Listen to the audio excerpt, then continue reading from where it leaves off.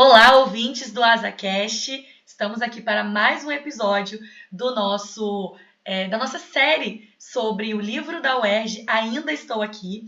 E hoje é o nosso episódio 3, onde traremos escolhas linguísticas e efeito de sentido. Eu sou Camila Mendes, professora de Literatura e Prática Textual do Colégio Asa.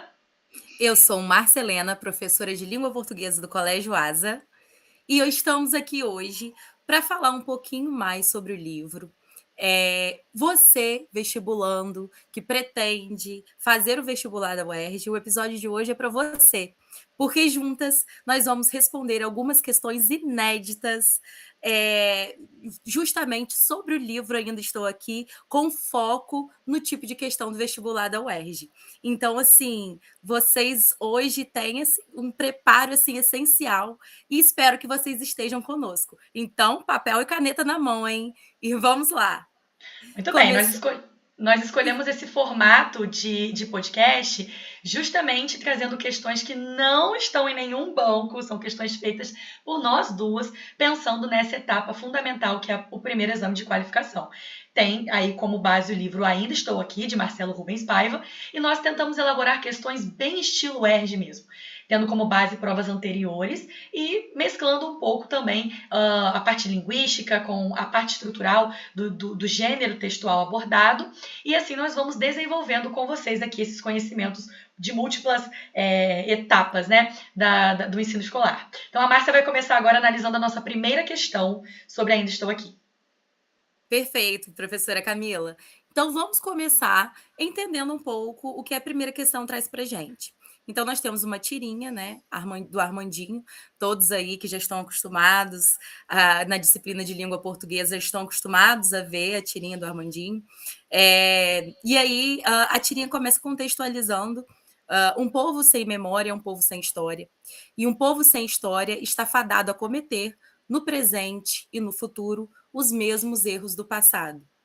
Então, a tirinha já dá para entender que a contextualização é bem semelhante ao contexto aí que nós temos dentro do livro de Marcelo Rubens Paiva, Ainda Estou Aqui, justamente porque é um livro que fala muito sobre memória, né? É um livro que traz esse contexto de memória e trazendo também essa questão de futuro e passado, né? Como que o futuro é entremeado com o passado no meio do livro. Então, o livro, o Marcelo, o tempo todo vai fazendo, né, essa mistura, né? Tem momentos que você se depara no meio de uma cena que ele estava no presente, você se depara com uma cena do passado, com a questão do Alzheimer da mãe, né? Então, a primeira questão trabalha justamente isso. A tirinha associa a preservação da memória à compreensão do presente, que é exatamente o que Marcelo vai fazendo o tempo todo na narrativa do livro dele. Tá? Em Ainda Estou Aqui, a recuperação das lembranças familiares desempenha função semelhante, pois favorece. Então, é exatamente o que eu estava falando antes, né? Essa recuperação dessa memória, a mistura da memória da mãe com o sofrimento, com a dor, né, de tudo que passou de um período de ditadura, um período sofrido, né? Essa dor da memória da mãe, dessa memória da mãe que vai se esvaindo, ao mesmo tempo que essa memória do país também se esvai, né? Então ele faz isso muito bem construído na narrativa, né? Na maneira como ele vai construindo a narrativa, uma coisa vai entremeando a outra. Então, quando a gente tem as alternativas aí, nós temos a primeira alternativa, reparação. Então, assim, reparação, a memória até pode procurar buscar por justiça, mas será que é o principal objetivo da obra? Né? É uma reparação? Será que dá para reparar isso? A partir daí, a gente já pode eliminar aí a opção A. A opção B, a narrativa superação. Né? Essa narrativa vai mostrar que o Marcelo está superando, né, a família, toda essa questão da memória que vai trazendo. Será que a narrativa quer dizer que isso pode ser superado? Nessa memória também podemos eliminar essa opção, né? Não é uma dor que possa ser superada, né? É uma dor que está ali para mostrar algo. E aí chegamos à terceira alternativa, conscientização. E é exatamente isso que ele quer fazer, e é exatamente isso que o Armandinho, né, que a Tirinha traz para a gente também. Se a gente estamos fadados, né, a repetir no presente e no futuro os mesmos erros do passado. Então ele quer trazer a dor, a memória, né, essa questão da família dele. Ele mostra isso para conscientizar em relação ao nosso presente, ao nosso futuro, para que não possamos cometer os mesmos erros, que é o que a tirinha de Armandinho justamente coloca. E a letra D, que seria reconciliação, não tem uma reconciliação entre vítimas e responsáveis na obra, né? Infelizmente, não é isso que a obra traz para gente. Ela traz justamente o contrário, né? Que luta foi para conseguir o atestado de óbito do pai. Então, assim, é uma obra que traz uma luta para conseguir registrar que, assim, sofreu o luto, né? Olha quantos anos essa família demorou para sofrer o luto. Então, não tem uma reconciliação. Verdade. É muito importante, Márcia, explicação ótima, muito, muito bacana e interessante que a UERJ tem esse caráter de fazer a intertextualidade, né? Em várias provas diferentes, eles buscam também, obviamente, conhecimento do aluno sobre a narrativa, mas, sobretudo, a capacidade do aluno de relacionar as informações. Então, a gente tem aqui uma tirinha de Armandinho, que é muito comum em provas, né? Professores de português amam Armandinho, Mafalda e toda essa galera. Mas, especificamente, esse diálogo entre gêneros textuais é o que a UERJ também gosta muito de explorar, esse tipo de inferência dos alunos. Então, trazer o Armandinho para dentro do tema é algo que facilmente a UERJ faria, trazendo um outro gênero textual para que você, aluno, faça esse diálogo a partir da interpretação.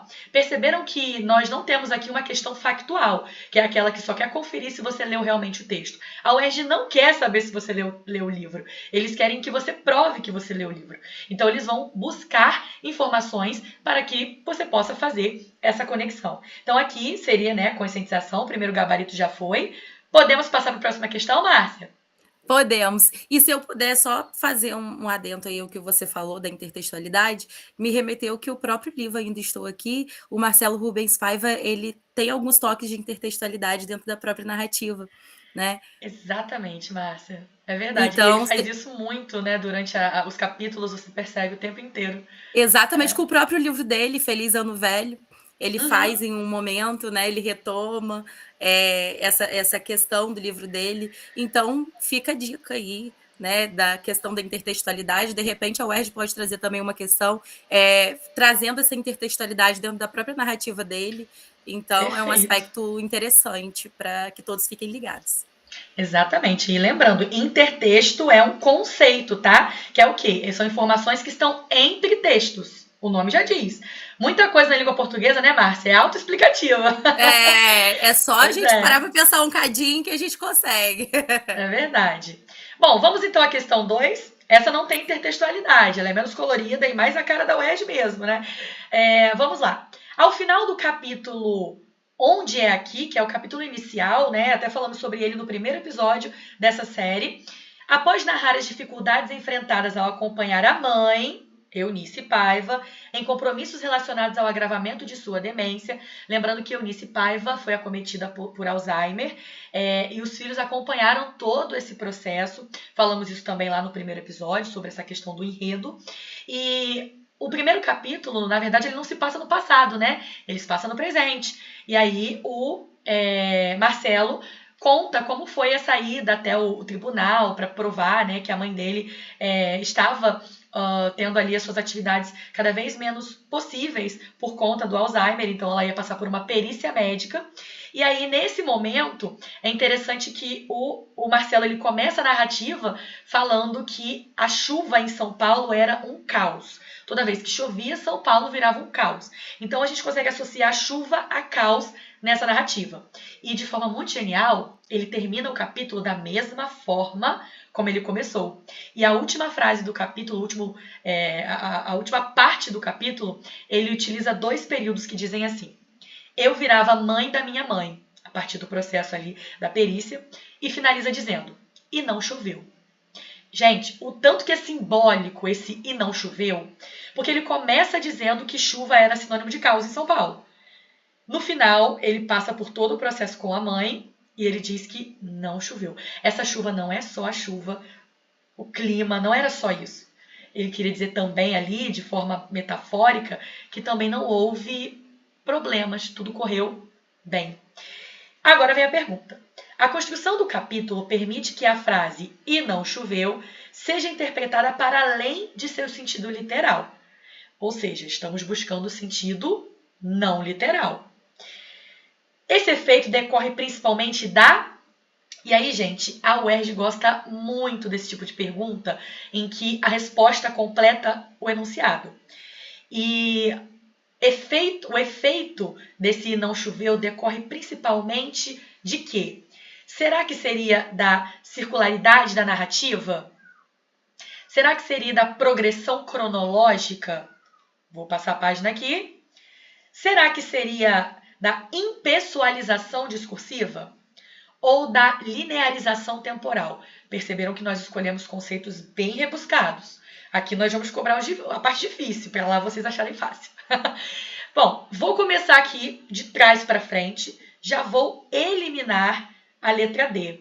Gente, tudo que essa história não é linear. Ele vai, ele volta, ele vai passado, presente. Não existe linearidade nessa narrativa. Primeiro ponto. Impessoalização discursiva. Essa palavra, inclusive, nem é dicionarizada, né? Impessoalização.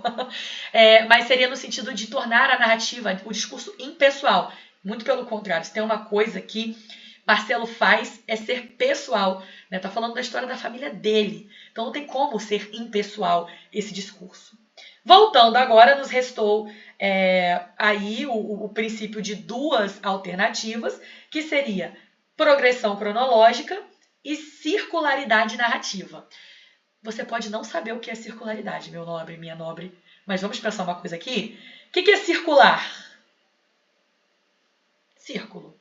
Então, presume-se que Marcelo partiu daqui, falou, e ele voltou para onde? Aqui ele diz que choveu, e depois ele roda, e não choveu. Então, nós temos uma circularidade nessa narrativa. Progressão cronológica poderia ser? Não. Progressão cronológica quer dizer que ele faz uma ordem cronológica dos fatos, o que ele não faz. Principalmente porque ele começa pelo presente. Então, não existe uma progressão cronológica, tá? Até porque ele explica isso quando discute memória e lembrança. Vamos falar disso daqui a pouco. Nesse caso, nós temos aqui a alternativa A como a alternativa correta para essa narrativa. Circularidade narrativa. Ele parte de um ponto e ele volta para o mesmo ponto. Tudo bem? Pegaram? Próxima questão agora com a professora Márcia Helena. Questão 3. O áudio.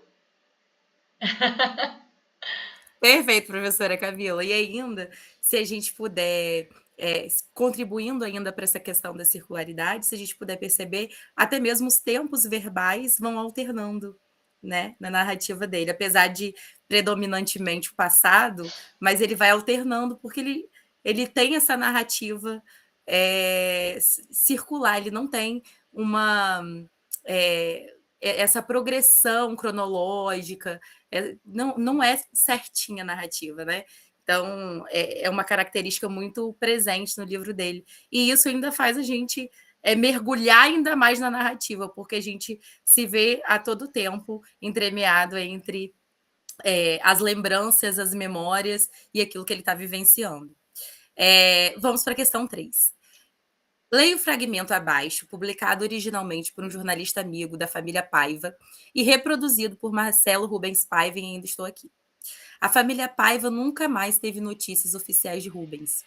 Nunca se encontrou com a cova onde o terão tirado depois do assassinato. A cara de Eunice continuou molhada e salgada durante muito tempo, tal qual como naquela manhã de Búzios. A água é que não era mais do mar. O trechinho, esse trecho é forte, esse trecho fala de um momento do livro em que antes um pouquinho, né, tem essa uma retratação dela mesmo, né, aquela cena dela no mar, né, como uma questão natural, divertida, né, aquele momento ali vivenciado em família.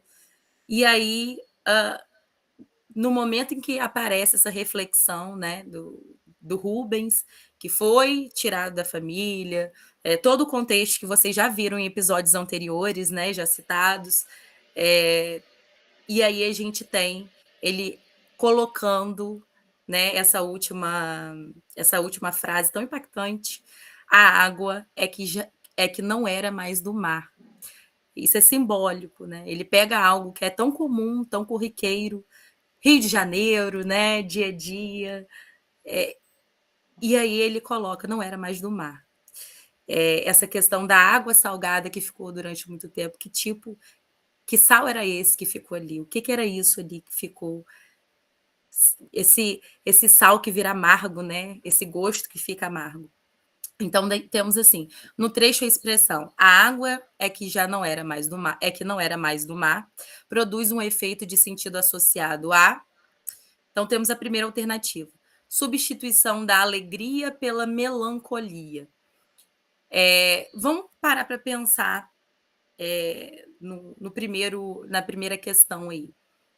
Será que o foco de dizer uma frase tão impactante dessa é nessa mudança de sentimento, né? Nessa imagem de mudança da alegria dela para a melancolia? Vamos pensar mais um pouquinho. Letra B. Transformação de um elemento natural em expressão do sofrimento humano. Vamos deixar ela também para daqui a pouquinho. Letra C. Oposição entre espaço urbano e espaço litorâneo. Aqui nós temos, né, uma comparação entre espaços, esse aqui a gente já pode eliminar aqui. Né? Não, essa aqui a gente já pode... não é o foco. Não é o foco. Inclusive, Márcia, me permite só um adendo? Sim. Gente, não esperem que a UERJ prepare questões com inteligência artificial, tá? Inclusive, essas questões inéditas não foram feitas por inteligência artificial. E por que eu estou falando isso? Porque a IA, ela usa muitas palavras modalizadoras. Então, muitas vezes, quando você bate o olho na questão, você encontra palavras como nunca, apenas, sempre. Isso é muito característico de inteligência artificial atualmente. Então, assim, percebam que as 4 alternativas aí se encaixam no conceito. Aliás, se encaixam no contexto. Mas somente uma responde exatamente ao comando que foi pedido. Então fiquem atentos a isso. Vocês vão ter a sensação de que a A também está certa, de que a B está certa, de que a C está certa e de que a D está certa. E todas elas estão certas dentro de algum contexto, mas só uma está dentro do contexto que a questão recortou. Fiquem muito atentos a isso. Excelente colocação, Camila. Os alunos acabam se acostumando, às vezes, né, com questões com essas palavras modalizadoras, e aí, quando se deparam com uma questão em que todas têm sentido com aquilo que, né, o global, com aquilo que está se falando, mas não é exatamente aquilo que a questão está pedindo. E isso aí pode causar alguma dificuldade. Vamos desconstruir isso hoje. Excelente. Letra D. Descrição objetiva das mudanças ocorridas na vida de Eunice. Gente, objetividade não é o foco aqui, né? Vamos parar para pensar. Uma frase dessas, aqui ao final, um livro, né, baseado em memória, no sentimento, ele é tudo menos objetivo. Então, assim, descrição objetiva dessas mudanças nós não temos em momento algum no trecho. Tá? Então, essa aqui também a gente pode eliminar. Agora ficamos ali nas duas alternativas A e B. Então, percebam muito bem o que a professora Camila falou. né? As duas podem se encaixar muito bem. Ele, nossa, professora, mas a letra A se encaixa perfeitamente. Substituição da alegria pela melancolia, não é isso que está fazendo? Mas o foco é na mudança dos sentimentos? Ou o foco aqui maior é nessa questão, né, nessa imagem, né, da água, que deixa de ser apenas algo corriqueiro, natural, do dia a dia do ser humano, para mostrar como um elemento, né, visual da dor. Né, um elemento visual daquilo que ela sentia no momento. Uma metáfora mesmo para aquilo que ela estava sentindo. Então, uma visualização. Então, vejamos a letra B. Transformação de um elemento natural em expressão para o sofrimento, em expressão do sofrimento humano. É exatamente isso. A água que não era mais do mar são as lágrimas de Eunice. É a dor ali dela exposta, né? Como naquele momento ela estava molhada com a água salgada. Quando tudo aconteceu com Rubens, aquela água salgada que molhava o rosto dela já eram as lágrimas. Forte. Então, nosso gabarito é... Nossa Senhora, muita coisa. Não dá para falar, não dá para passar por uma obra dessa e não se sentir atravessado, né? É muito impactante de fato. Gabarito B? Gabarito letra B. Muito bem, gente. E vamos construindo. Fizemos de uma forma aqui alternada, né, Márcia? Ora ela, ora eu. Retorno Sim. agora com a questão número 4. E agora nós temos um fragmento. A UERJ gosta muito de fazer isso também, tá, gente? Pegar fragmentos do próprio livro e colocar o aluno para interpretar algo relacionado. Então vamos aqui a um fragmento. Percebeu que conjuguei no passado. Então a gente já tem aí, ó, enfim, já sabemos para onde essa questão vai. Apesar de ela ainda estar viva enquanto escrevo, morando num prédio vizinho ao meu, provavelmente sentadinha vendo TV com alguma de suas cuidadoras que ela adora e com quem se diverte, é uma confusão recorrente de quem tem um parente com Alzheimer, falar dele no passado. Antes, eu sentia uma culpa sem fim por enterrar na conjugação verbal alguém que está vivíssimo. E aí, ele continua. E presente.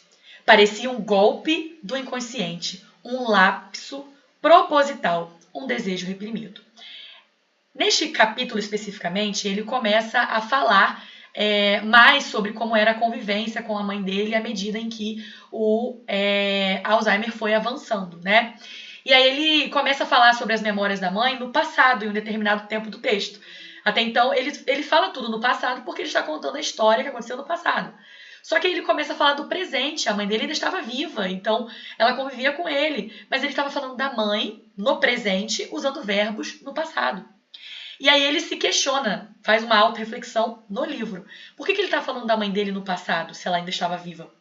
E aí ele dizia que, na verdade, é um costume de quem convive com alguém nessa condição, porque a pessoa ela já não vai mais exercer, e depois ele fala, né, ela não respondia mais como antigamente aos estímulos do dia a dia, então era como se aquela pessoa que ele conheceu não existisse mais. E aí ele começa a conjugar os verbos no passado. Pergunta: ao comentar a própria escolha, olha a gramática aparecendo aí. Estão pensando que a UERJ vai pedir para você classificar uma oração subordinada? Não vai. E o Enem também não faz isso há muito tempo, viu, gente? Ao comentar a própria escolha do tempo verbal, o narrador evidencia que a linguagem pode revelar, então, por meio dessa noção do tempo verbal, o que essa linguagem pode revelar. Ela pode revelar tudo isso aqui, tá, gente? As 4 alternativas ela pode revelar. Mas percebam que a questão está falando somente sobre o que um tempo verbal nessa condição poderia revelar. Então, atenção ao recorte da questão. Vamos por eliminação, como nós fizemos até agora. Pode revelar a dificuldade de distinguir acontecimentos reais de acontecimentos imaginados? Será que Marcelo imaginou todos esses acontecimentos relacionados à mãe dele? Claro que não, né, gente? E aqui o equívoco está na palavra imaginados. Não é a alternativa correta. Letra B. A substituição da memória individual pela coletiva? Como assim coletiva? De fato, olha a pegadinha. De fato, o livro traz o tempo inteiro a memória individual, e ele fala isso, que ele vai trazer as memórias dele, mas ele também vai trazer a memória coletiva, falando da história de algo que ocorreu no nosso país. Então, existe sim a relação de memória individual e coletiva nesse livro, tá, gente?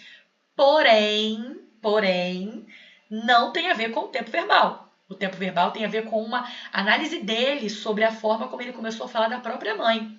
Certo? Então, a questão tem informação verdadeira, mas não responde ao comando. Também não é. Letra C. A impossibilidade de descrever objetivamente experiências familiares.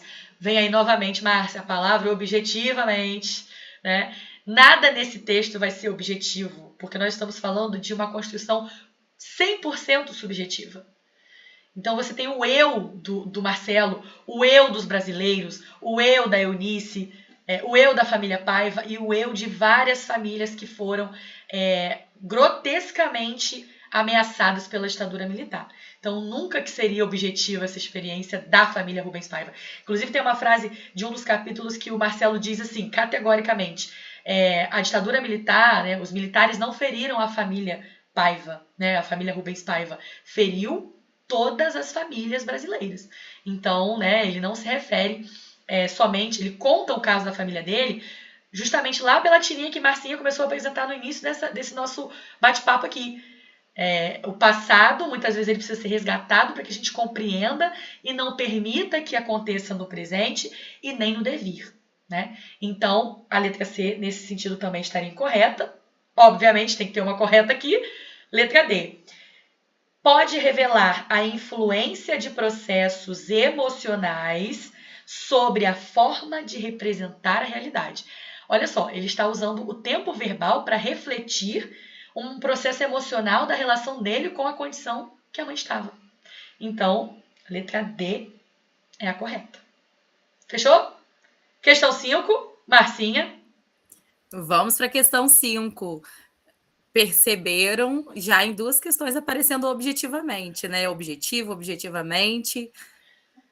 Esqueçam a relação dessa palavra com o livro, como a professora Camila falou. O livro de objetivo não tem nada. Questão 5. Ao longo da obra Ainda Estou Aqui, acontecimentos distantes no tempo são frequentemente aproximados pelo narrador, que alterna recordações da infância, reflexões do presente e episódios reconstruídos por meio de documentos e testemunhos. Então, aqui está falando, né, dele como da narrativa em si, né, da questão do narrador. Também, assim, super associada à nossa temática aqui do podcast de hoje, né? Inclusive, tem uma parte que ele faz um discurso no livro indireto livre, que é como se ele assumisse a voz do pai dele. Então, para a gente ver, né, como que... Marcinha, e teve uma pergunta, desculpa te interromper, porque você me lembrou muito uma questão da prova do ano passado, que foi de Clarice, né, o conto Amor. Tinha uma questão exatamente assim, analisando o tipo de discurso em um determinado trecho, e era em direto livre. Exatamente isso. E em Ainda Estou Aqui nós temos também uma representação de discurso direto livre. Na verdade, mescla bastante, né? A obra tem vários tipos de discurso, não é igual o Clarice, não. Vários tipos. E eu estou falando aqui de um trecho específico que eu notei que tem essa questão que a voz dele se mistura com a voz do pai, né? É como se o pai dele ali assumisse a voz dele como narrador. Veja só, né? O pai dele, já levado há anos pela ditadura, mas assume ali aquela voz para mostrar toda aquela dor da família. Então, a gente está falando aqui de uma narrativa que faz isso, né?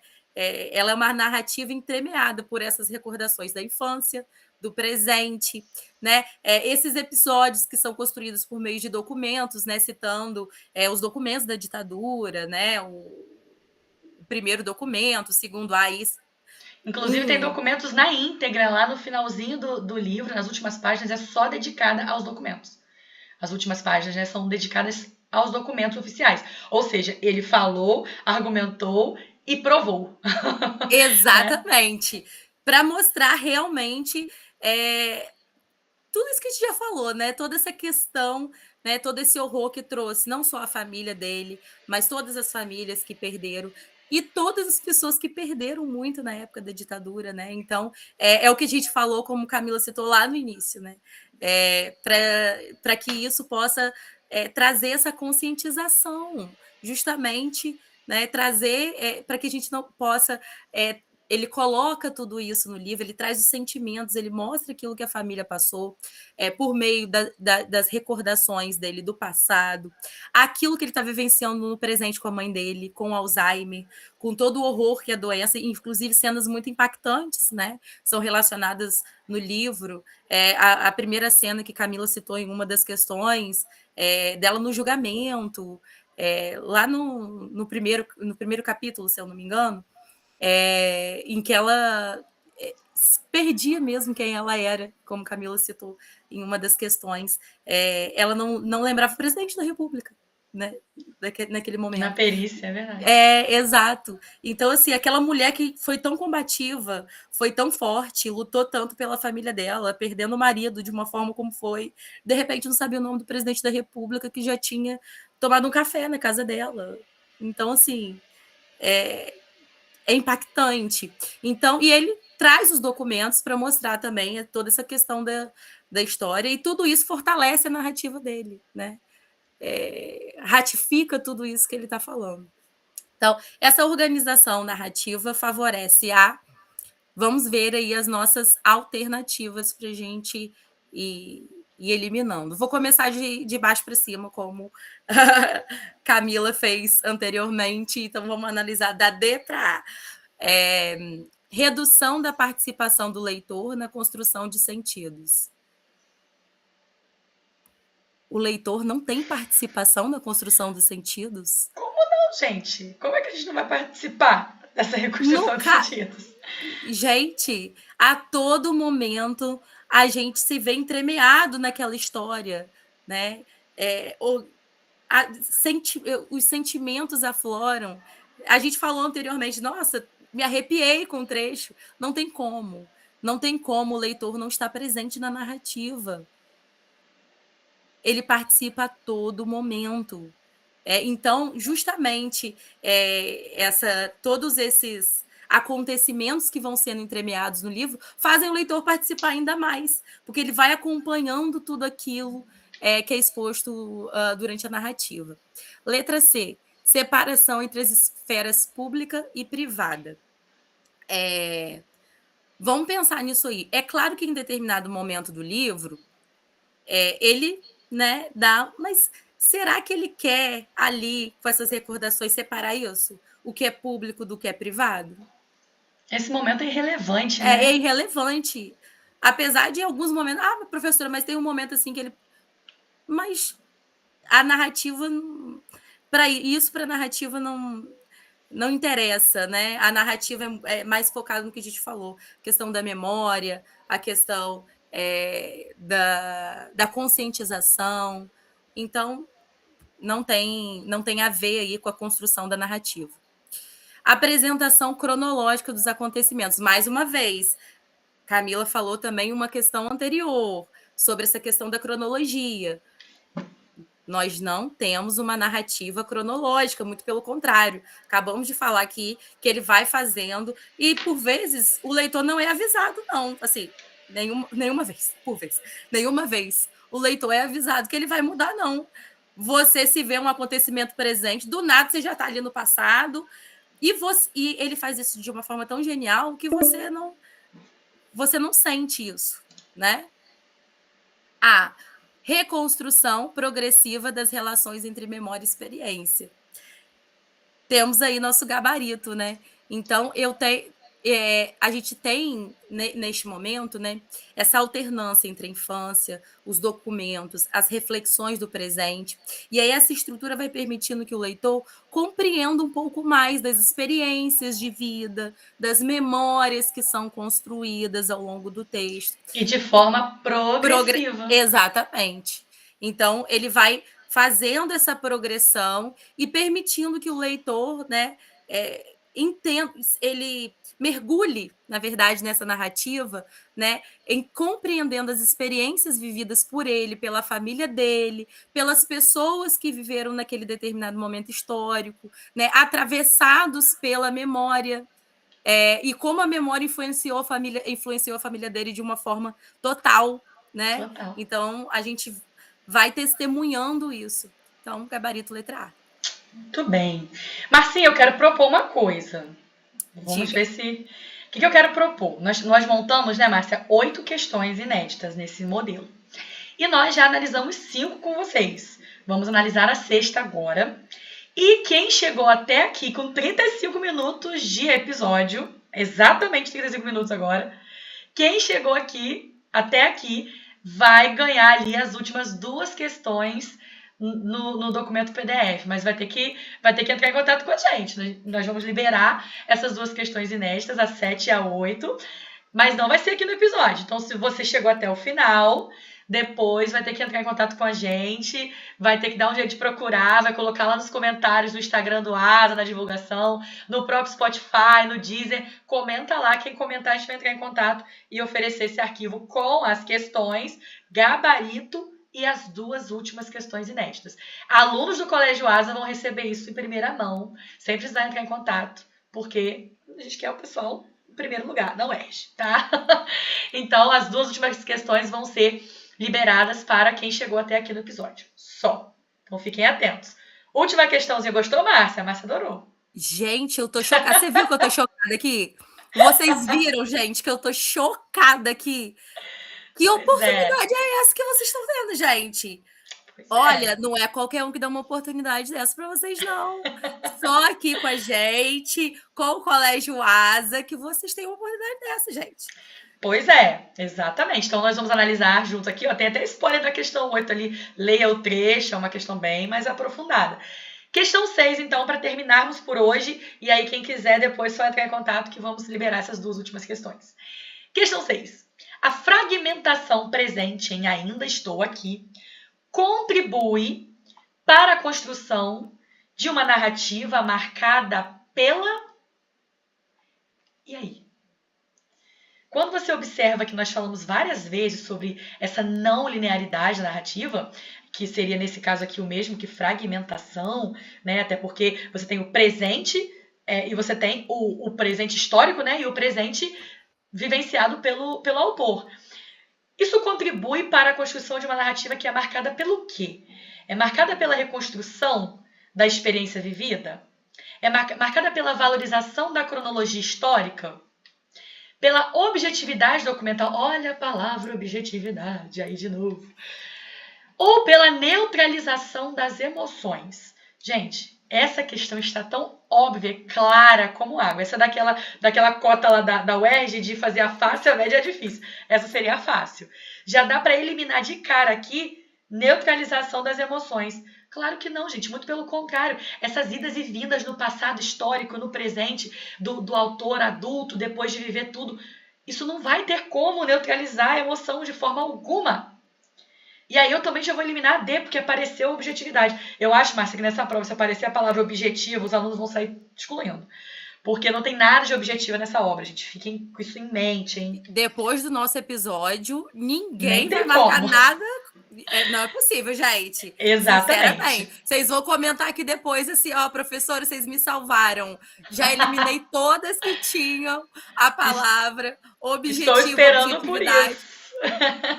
Conto com isso. Vamos lá, letra B e A foram as que restaram. Valorização da cronologia histórica. Cronologia histórica. Valorização? Não, a gente tem várias vezes as idas e vindas. Então, não. A fragmentação do presente não é para valorizar a cronologia da história. Muito pelo contrário, é para que entre, né, a história, ele consiga linkar com o momento que ele estava vivendo, ou o que aconteceu com a mãe após, ou o que aconteceu com o país. Então, ele vai intercalar essa narrativa. Não é linear, pessoal. Então, não tem a ver com a valorização da cronologia. Cronos, tempo, né, cronológico, relógio, ou seja, tudo acontecendo minuto após minuto, quando na verdade ele faz inversão disso o tempo inteiro. Então não seria correta. Temos gabarito? Temos gabarito. reconstrução da experiência vivida. O Marcelo, ele não viveu tudo, né? Então ele contou ali, claro, com relatos da mãe, né? Documentos históricos, relatos de amigos, como o jornalista da Folha de São Paulo. Então ele contou também com relatos para reconstruir essa experiência que não necessariamente foi vivida por ele, mas ele tem condição de reconstruir porque ele faz parte da família, ele ouviu muito sobre isso, ele viveu a ausência do pai, ele viveu o luto e, principalmente, ele reuniu informações. Então essa fragmentação, ela tem a ver com a reconstrução dessa experiência. Por isso ela vai ser completamente remontada. Gente, vamos para 40 minutos de podcast aqui. Quem ficou até o final merece, né, Márcia, esse brindezinho aí das 2 questões finais, tá? Então nós vamos encerrando o episódio por aqui. Desejamos a todos vocês uma excelente prova, que seja ali naquele momento um encontro seu com o seu futuro e que vocês, né, possam testemunhar depois um excelente resultado nessa prova. E esperamos que tenhamos ajudado a todos, né? E que tenha sido uma experiência positiva, que vocês estivessem aqui conosco durante todo este tempo. Ainda vão ganhar um brinde que, assim, já disse, não tem outro lugar que vai proporcionar isso para vocês, tá, gente? 2 questões inéditas, extras para vocês, ainda com as questões todas que a gente resolveu aqui. Gente, oportunidade imperdível. Agradecemos demais que vocês tenham ficado até aqui conosco, que tenham vivenciado aí toda essa experiência de compreender os efeitos de sentido, compreender um pouco mais do livro do Marcelo Rubens Paiva, que é uma leitura extraordinária. E ótimo exame a todos, que vocês tenham sucesso. Muito obrigada. Um abraço, gente. Beijo da Camila Mendes e da Marcelena. Boa sorte. Boa sorte.